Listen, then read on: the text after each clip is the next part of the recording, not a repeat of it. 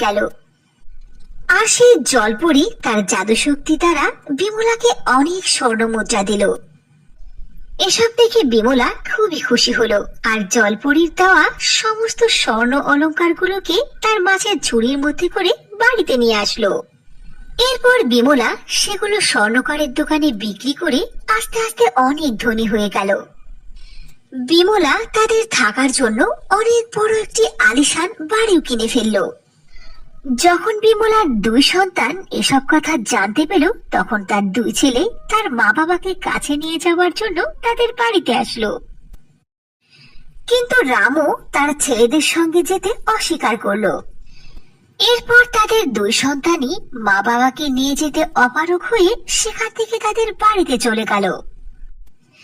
এরপর বিমলা রামুকে অনেক বড় একটি হাসপাতালে চিকিৎসা করালো। কয়েকদিনের মধ্যে রামু একেবারে সুস্থ হয়ে গেল। এরপর থেকে বিমলা ও রামু সুখে শান্তিতে তাদের জীবন কাটাতে লাগলো।